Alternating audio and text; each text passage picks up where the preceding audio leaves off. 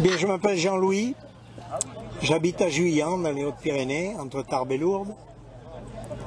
Et on va parler un peu de la voiture. C'est un modèle de voiture qui n'a jamais été commercialisé en France.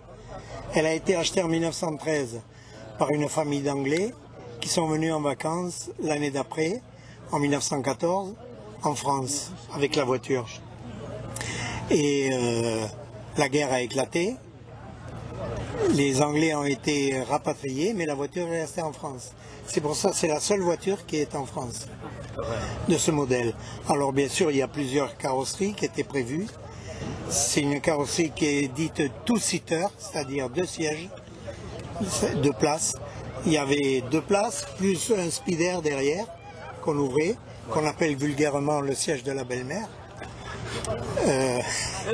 Voilà.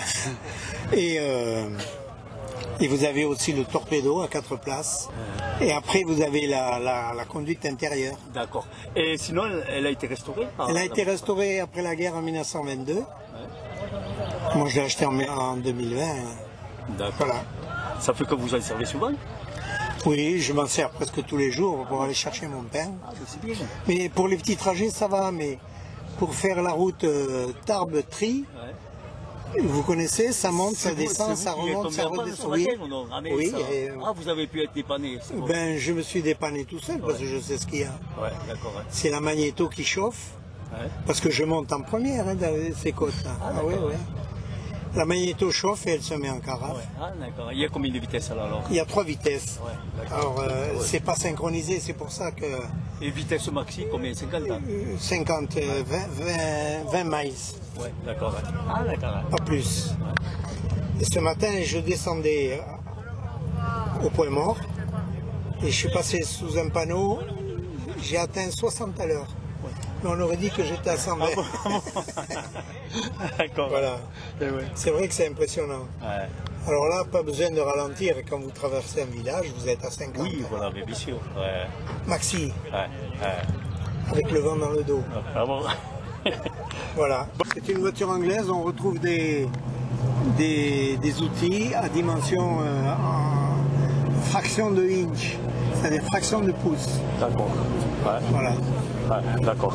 Et donc il y a 2 valises. Non, là. Ça c'est la batterie. Ça c'est la batterie. Oui, qui est dans un coffre qui dépasse le marchepied. Ouais, d'accord. Un système rétropédalage pour pas avoir un seul câble de frein nulle part. Voilà. Alors, et comme autrefois, les vélos d'enfants, ils étaient tous en rétropédalage. D'accord. Et alors là, c'est votre imagination? Ma pure imagination pour le fabriquer. D'accord. Vous avez combien de temps pour le fabriquer alors? Avec la peinture, 2 jours. Ah bon? Wow. Ah oui, 2 jours. Et vous lui donnez pas un nom alors? Ben non, pas pour le moment, je sais pas, j'ai pas trouvé réellement. D'accord. Quoi lui donner comme nom. Donc c'est le seul et l'unique, on n'en voit nulle part. Nulle part, unique. D'accord. Ouais. Alors, je m'appelle Charles, voilà, vous avez affaire à une réplique d'un Blériot 11 2 bis côte à côte.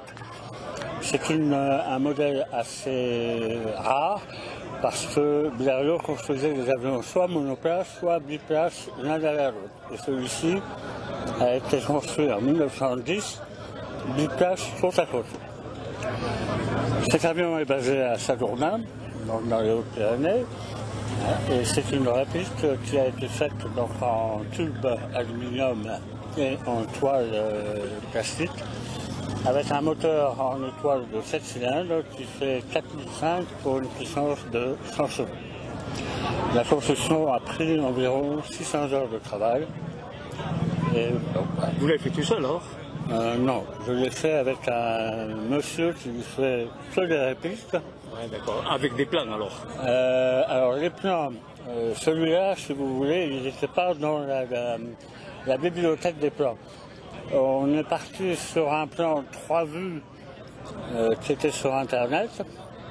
Et ensuite, on a extrapolé un petit peu les différentes dimensions pour pouvoir obtenir cet engin. Il fait 11 mètres d'envergure, il fait 330 kg de poids à vide Et donc, pour l'instant, il est toujours en phase d'expérimentation. D'accord. Il vole sinon? Ah oui, il vole. Oui. Oui, il vole. Donc, j'ai essayé de faire la réplique le plus près possible de l'original en fonction de la documentation disponible. Mais comme c'est un avion rare, il y a très peu de documentation. Ouais, d'accord. Voilà. D'accord. Ah, d'accord. Nieuport. Le gris alors, oui. C'est un Nieuport qui a été construit par un monsieur qui s'appelle Laurent Thomas, qui est basé près de Toulouse. Et lui, pareil, il a construit cet avion en fonction des plans. Et il a un moteur de moto BMW dessus. Voilà. C'est tout ce que je peux vous en dire parce que je ne connais pas le reste. Dites c'est un ambassadeur. Ouais. Et il vient d'Allemagne. Ouais. Oui, alors là on est devant une plaque. Alors c'est la plaque en mémoire du fondateur de l'aérodrome, M. Guy Bidou, qui a été accidenté dans la montagne en collision avec un aigle. Et ce monsieur est donc décédé avec plusieurs personnes. Donc c'est en mémoire de lui que son fils a mis une plaque pour... Ouais, mémoire. Pour la mémoire.